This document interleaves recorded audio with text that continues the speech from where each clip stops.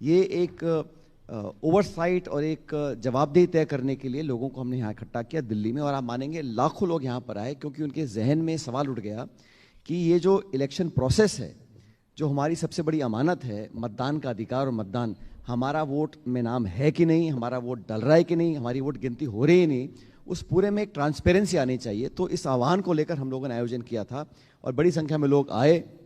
जो रिस्पॉन्स, मैंने बहुत रैलियाँ अटेंड करी हैं, लेकिन जो रविवार को रैली थी जिसमें जो एक लोगों के मन में बात थी कि उनकी बात को करने वाला कौन है, और कांग्रेस पार्टी ने बीड़ा उठाया कि भाई ये पूरे देश में हो रहा है तो कम से कम सरकार को, इलेक्शन कमीशन को एक अकाउंटेबिलिटी तय करनी पड़ेगी। तो इस सिलसिले में आयोजन किया था और हमने संकल्प लिया कि हमने हस्ताक्षर किए हैं, हमने अभियान चलाया है, देश भर में रैलियां प्रोग्राम करें, लेकिन राजधानी में हम लोगों ने आयोजन कर कर ये साबित करने की कोशिश की है कि देश में इलेक्शन कमीशन जैसी कॉन्स्टिट्यूशनल बॉडीज को आप फॉर ग्रांटेड नहीं ले सकते हैं और आपको अल्टीमेटली जवाबदेही जनता को आपको देनी पड़ेगी। इस बात को हमने साबित किया। बिल्कुल, बहुत शुक्रिया। प्रिया, अब मंच आपके हवाले करते हैं। Priya Sehgal, editorial director news एक, सब हमारे बीच आ चुकी हैं। Priya ji. Thank you and thank you Sachin, I must say शुरू में कि आपने इंडिगो को भी बीट कर लिया ऑन टाइम अराइवल से। Thank you for coming so much on time. लेकिन and to keep the traffic thing going, कल मुझे बताया लोगों ने कि कल जो ट्रैफिक जैम हुआ था अकबर रोड में, उसके जिम्मेदार सचिन पायलट थे। आप लोगों को लॉन में मिल रहे थे, इसकी वजह से काफ़ी लोग रुके आपसे बात करने के लिए and there was a huge. Congress की रैली में देश भर से लाखों लोग आए थे। अब सर्दी के दिन हैं, जो दिल्ली आया है, शाम हो गई थी, बहुत से लोग वापस नहीं जा पाए थे, तो कुछ लोग रात को रुक गए थे। और जो कार्यकर्ता देश प्रदेश से आते हैं उनका एक मन होता है कि दिल्ली में लोगों से मिलें, नेताओं से संपर्क करें, तो उस काम को हम हमेशा करते हैं। इसलिए हर रैली के बाद कार्यकर्ताओं से, नेताओं से मुलाकात कर कर हालचाल पूछना, और लंबे समय के बाद मुलाकात होती है उन दूर दराज के इलाके से आए हुए कार्यकर्ताओं से, तो अच्छा रहा। और मुझे लगा कि जैसा मैंने पहले कहा, इस आयोजन के माध्यम से कम जो लोग कुर्सी पर बैठे हैं, जिन लोगों की जिम्मेदारी है कि इस देश में भारतवर्ष का नाम एक सबसे बड़े लोकतंत्र के नाम पर हम प्रसिद्ध हैं, उस क्रेडिबिलिटी पर कहीं कलंक ना लगे, ये कम से कम उनको अब जिम्मेदारी से निर्वहन करना पड़ेगा।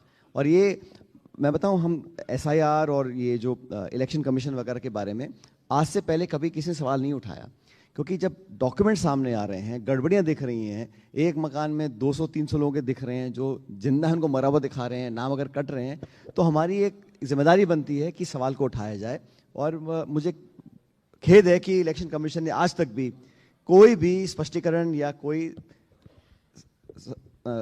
सैटिस्फैक्टरी जवाब अब तक दिया नहीं है। लेकिन ये जो डिबेट अभी चल रही है, आप कह रहे हैं सैटिस्फैक्टरी जवाब दिया नहीं है, होम मिनिस्टर ने तो अच्छा जवाब दिया था, उनको काफी एक मिनट हाँ। हमने सवाल पूछा इलेक्शन कमीशन से, तो गृह मंत्री जवाब क्यों दे रहे हैं? डिबेट तो आप ही ने इंसिस्ट करी थी, यही तो सरकार कह रही थी कि हम कैसे देश जवाब के दें। सामने इन आंकड़ों को रखें। लेकिन माफ करना, इलेक्शन कमीशन किसी दल, किसी पार्टी, किसी नेता, किसी विचारधारा से बंधी नहीं है। They are a neutral player. उनकी जिम्मेदारी है कि वो अनबायस्ड होकर काम करें। वो लेफ्ट हैं, राइट हैं, सोशलिस्ट हैं, कम्युनिस्ट, ऐसा नहीं है। Election commission is a independent constitutional body of a sovereign republic where it is their responsibility to conduct fair, transparent and satisfactory elections. Priya ji, कुछ साल पहले हम अखबार में पढ़ते थे कि निर्वाचन आयोग पहाड़ में, रेगिस्तान में जानवरों पर मशीन लादकर बैलेट बॉक्स डालकर ले आते थे। 3-3 दिन पैदल चलते थे पगडंडियों में, ताकि कोई दूर दराज इलाके में कोई एक परिवार रह रहा हो, उसकी वोट छूट नहीं जाए। मतलब इतना गंभीरता से हम लोगों ने इस इलेक्शन को हमेशा रखा है। और अब हम देख रहे हैं, चंडीगढ़ में आपने देखा, कैमरा के नीचे इलेक्शन ऑफिसर वोटों को गड़बड़ी कर रहा है, वोट कट रहे हैं। इलेक्शन कमीशन का जो निर्वाचन होता है उसकी प्रक्रिया को बदल दिया गया। जो वोटिंग के दिन CCTV फुटेज का कैमरा होता है, उसकी रिकॉर्डिंग आप 45 डेज में डिलीट कर रहे हैं। पर ये तो पुराना परंपरा थी कि with in 45 days you have an objection. Paper ballot के साथ भी यही परंपरा थी और ये अब CCTV में भी यही हो गई है। कोर्ट में जाएंगे 2 महीने बाद, कोर्ट बोलेगा प्रमाण दीजिए, इलेक्शन कमीशन ने प्रमाण नष्ट कर दिया। और चीफ इलेक्शन कमिश्नर का जो निर्वाचन होता है उसकी प्रक्रिया में प्रधानमंत्री, नेता प्रतिपक्ष और चीफ जस्टिस रहते थे। अब वो बदल के रख दिया, उसमें प्रधानमंत्री, गृह मंत्री और नेता प्रतिपक्ष। अब 2 के बहुमत से आप मर्जी इसको बना दीजिए इलेक्शन कमिश्नर। अब ये कहा है कि आपको जीवन भर इलेक्शन कमिश्नर के ऊपर कोई केस नहीं चलेगा। ये इम्यूनिटी जो है प्रधानमंत्री के पास भी नहीं है। तो ऐसा क्यों है कि इलेक्शन कमिश्नर को ये इम्यूनिटी दी है कि आप अपने कार्यकाल में और कार्यकाल के बाद भी आप पे कोई केस नहीं चलेगा, आपकी कोई जांच नहीं होगी? तो ये इम्यूनिटी देने का मकसद क्या है? पर जैसे कि होम मिनिस्टर ने जो एक दो तीन जवाब दिए थे थोड़े बहुत, उन्होंने ये भी कहा था कि ये जो परंपरा चल रही थी वोटर लिस्ट रिवीजन की, इट्स नॉट एनीथिंग न्यू, ये तो होती ही रही है within doctor Manmohan Singh time, Vajpayee ji time. 8 बार हुई है, हमारे टाइम में हुई है। हाँ। लेकिन मैं आपसे पूछना चाहता हूं, इससे पहले जब SIR हुआ, कभी देश में चर्चा हुई? किसी को पता पड़ा कि BLO कौन है, कहां से आगे? 8-9 महीने चलता था। आज सैकड़ों BLOs ने आत्महत्या कर ली है। क्यों? क्या प्रेशर है उनके ऊपर, क्या दबाव है उनके ऊपर? वीडियो सामने आ रहे हैं, लोग एक BLO अपनी जान लेने पे विवश हो रहा है, कोई कारण तो होगा ना। हम तो ये पूछ रहे हैं कि आपको चुनाव से ठीक पहले 4 हफ्ते में करने की क्या जरूरत है? आप साल भर में करिए, इलेक्शन तो 4 साल के बाद है लोकसभा के। केरला में चुनाव चल रहे हैं पंचायतों के, नगर पालिकाओं के, उसके साथ साथ आप SIR करा रहे हैं। तो जल्दबाजी में, हड़बड़ी में करने का मकसद क्या है? BLOs पे इतना दबाव क्यों डाला जा रहा है? और हमारी ये डिमांड है कि इलेक्शन कमीशन जो वोटर लिस्ट होती है, एक मशीन रीडेबल फॉर्मेट में हमको दे दे, हम भी चेक करें। वो नहीं देंगे आपको, क्यों नहीं देंगे? ये सब सवाल हैं जिसका जवाब मुझे लगता है इसी को देना चाहिए। आज कल ही बीजेपी ने अपना नया अध्यक्ष चुन लिया है एंड देव चोजन समवन जो who is fairly young also. तो इस तरह का जो मैसेजिंग जा रहा है, आपको लगता है कि कांग्रेस में भी कोई भी बन सकता है अध्यक्ष? एक ये भी मैसेज आ रहा है कि it doesn't have to be Delhi का headquarter favourite, it is also someone who is young and someone जिसके पास अनुभव है, एक्सपीरियंस है। तो इस कांग्रेस में आपको लगता है कि इस तरह की अपॉर्चुनिटी जो बीजेपी में मिल रही है वो कभी मिलेगी कांग्रेस के लोगों को? देखिए, नए अध्यक्ष बने हैं उनके पार्टी के, उनको बहुत सारी शुभकामनाएं। 2 बातें, आपने कहा बहुत ही यंग है, पता नहीं क्या उम्र है उनकी, 45 साल उम्र है। अब जिस पार्टी का जन्म 1984 में हुआ है, उस पार्टी का जो अध्यक्ष बनेगा उसमें कोई फ्रीडम स्ट्रगल वाला बनेगा नहीं।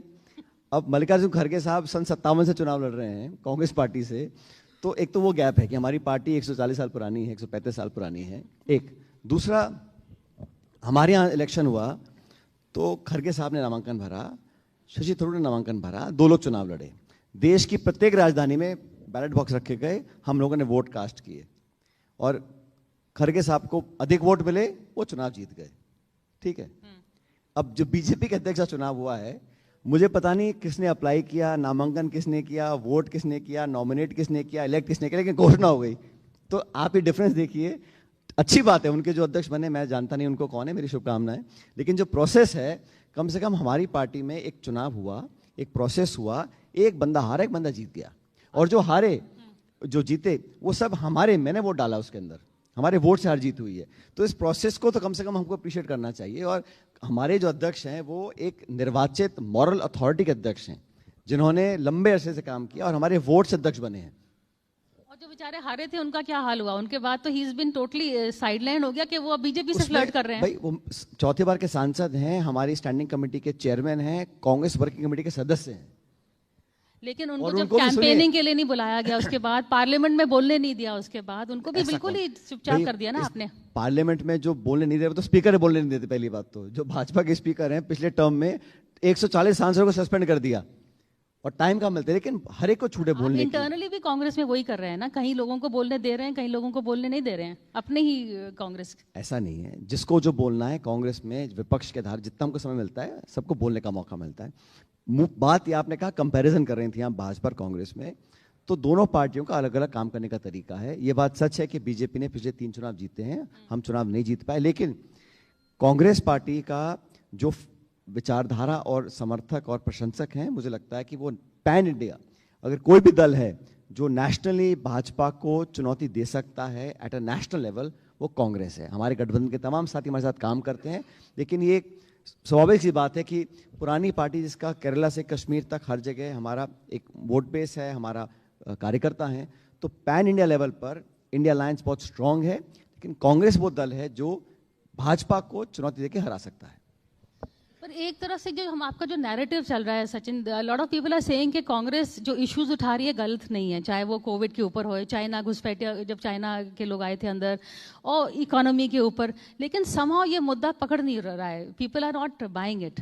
क्या क्रेडिबिलिटी कम है या आपका कम्युनिकेशन कम है? देखिए, नाउ पहले होता था चुनाव एक दल का दूसरे दल का, अब अनफॉर्चुनेटली क्या हो गया है कि एक सिस्टम डेवलप हो गया है, उसे माफ़ करना, उस मीडिया भी उसमें इन्वॉल्व है, तो जो दबाव है, जो प्रेशर है, वो सिस्टम का है, ब्यूरोक्रेसी का है, मीडिया का है, इलेक्शन कमीशन का है, सरकार का है।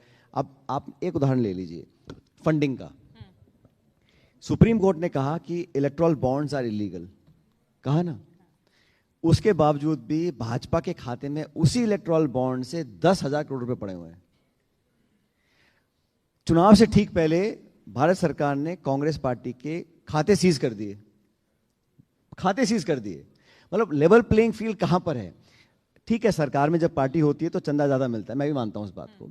कितना? मगर 99-1, मतलब 99 और 1, आप अंश देखिए।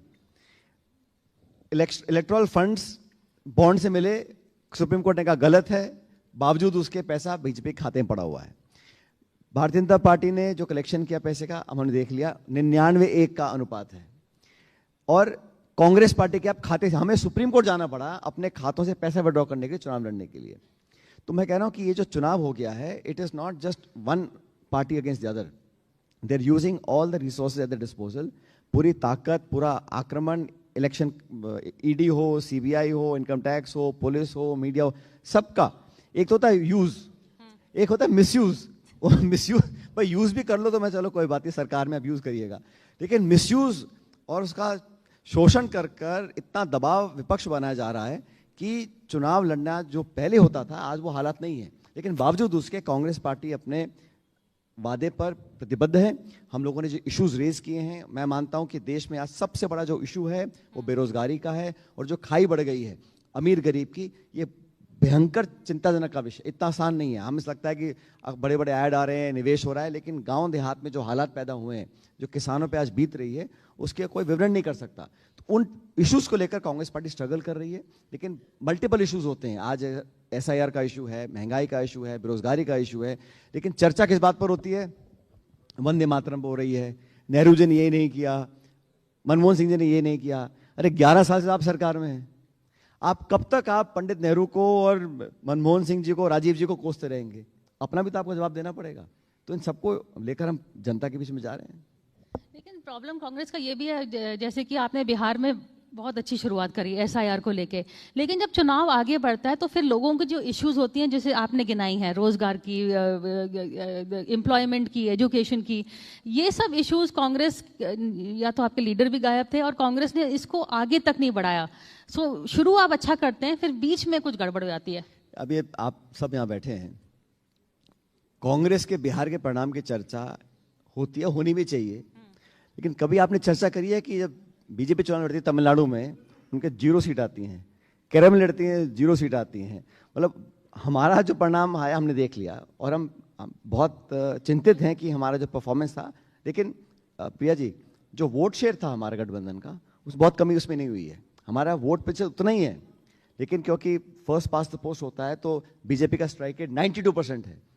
मतलब 100 लोग खड़े किए, उसमें से 91 लोग जीत गए, ये भी अप्रत्याशित है। तो ये कभी कभी लोगों के गले बात उतरती नहीं है कि आप 100 में से 91, कोई वेव का इलेक्शन नहीं है, कोई सहानुभूति का इलेक्शन नहीं है, कोई बहुत मुद्दा वहां पे नहीं था, लेकिन खातों में आप पैसे डाल दीजिए वोटिंग से 10 दिन पहले, और बोलो ये ऑनगोइंग स्कीम है, और सब तरह के हथकंडे अपनाने के बाद, खैर मैं जीत हुई है और हम चुनाव नहीं जीत पाए, मैं इसको स्वीकार करता हूं। लेकिन जिन कारणों से ये सब हो रहा है, इलेक्शन कमीशन ने आज बिहार में सरकार को अलाउ किया है कि आप खातों में डाल दीजिए 10,000 रुपए। अभी चुनाव तमिलनाडु में होगा, अगर वहां की सरकार करना चाहेगी, क्या अलाउ करेंगे उनको? तो ये जो पक्षपातपूर्ण रवैया है, ये बहुत बड़े सवाल खड़े करता है।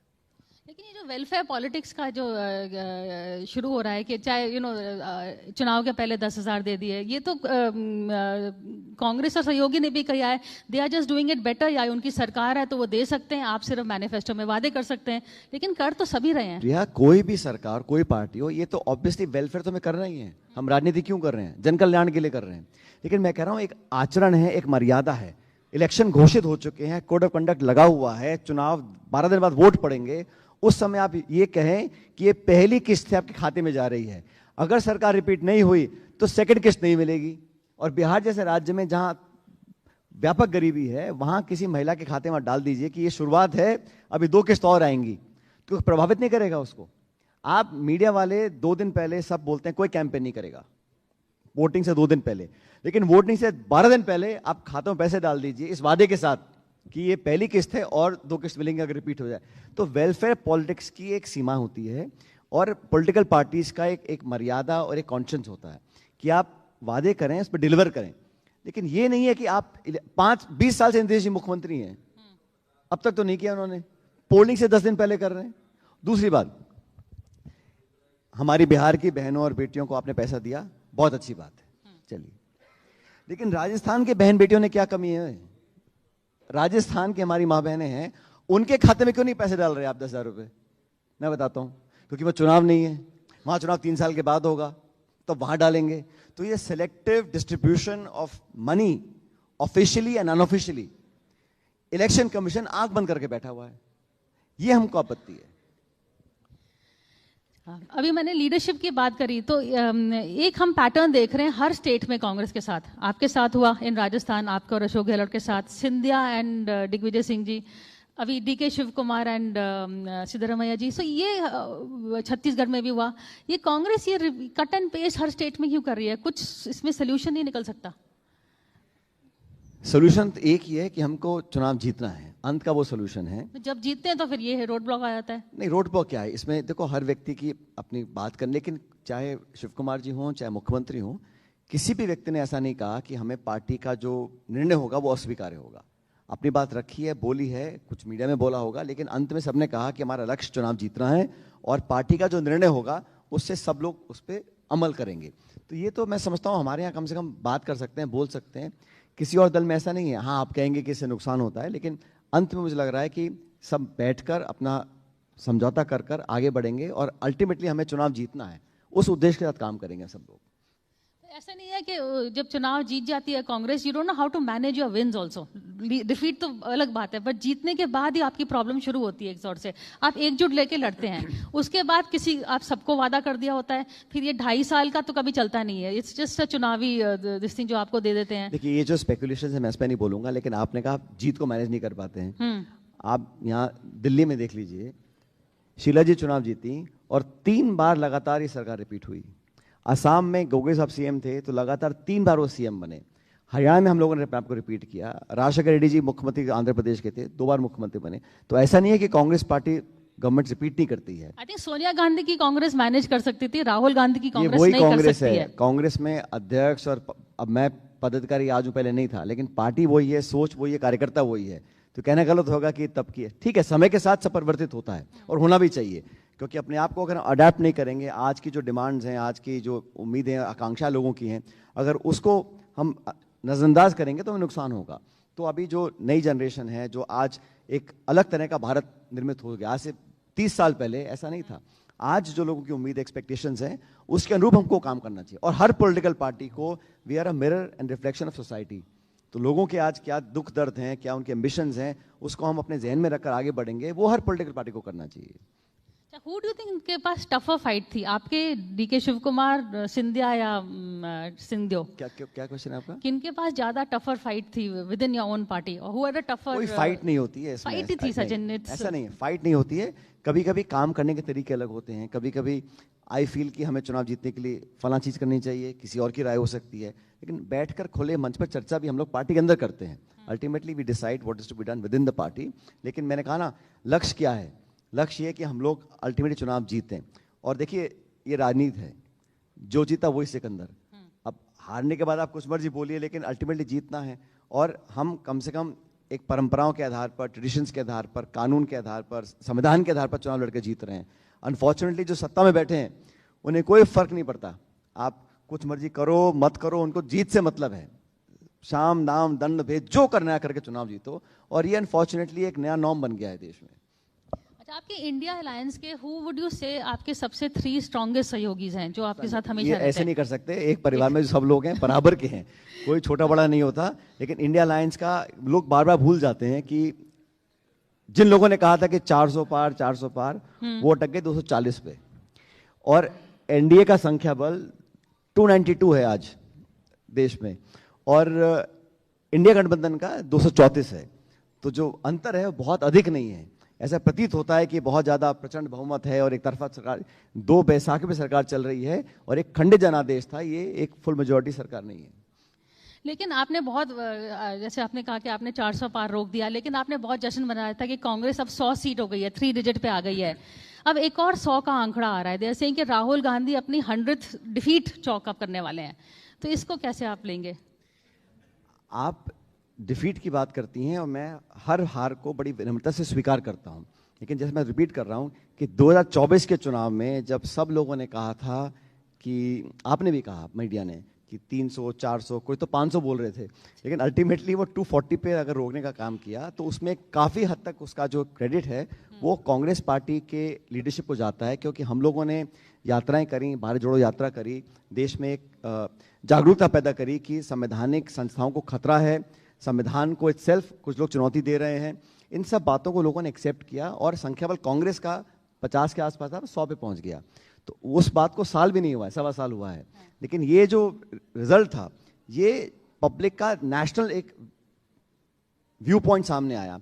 अब विधानसभा चुनाव में हम लोग कुछ चुनाव जीते, कुछ चुनाव हारे, लेकिन मुझे लग रहा है कि आने वाले समय में इंडिया गठबंधन अच्छा परफॉर्म करेगा। अभी चुनाव असम में है, केरला में परिणाम आए लोकल बॉडीज के, कांग्रेस ने स्वीप किया उस चुनाव को और वहाँ बहुत जल्द चुनाव होंगे। उम्मीद है कि हमारी सरकार वहाँ बनेगी। असम में चुनाव है, फिर उत्तर प्रदेश में चुनाव है और इंडिया गठबंधन का परफॉर्मेंस। साथ नहीं लड़ रहे हैं पंचायत चुनाव। क्या कह रहे हैं? पंचायत चुनाव जो 26 में है वो तो आप समाजवादी पार्टी के साथ शायद नहीं। पंचायत चुनाव सिंबल पे नहीं होते हैं ना पंचायत चुनाव, लेकिन जो विधानसभा चुनाव होंगे, और मुझे लगता है कि अखिलेश जी ने इसको स्पष्ट किया है, हम लोगों ने भी कहा है, हम मिलकर चुनाव लड़ेंगे और तमिलनाडु में मिलकर चुनाव लड़ेंगे। तो ये हर चुनाव एक चुनौती होता है, कुछ हारते कुछ जीतते हैं, लेकिन मैं मानता हूं कि निष्पक्षता, पारदर्शिता और ट्रांसपेरेंसी सबसे ऊपर है। हार जीत तो बहुत होती है, लेकिन जो क्रेडिबिलिटी ऑफ सिस्टम है उसको अगर कोई चैलेंज करता है तो जवाब मांगना हमारा अधिकार है।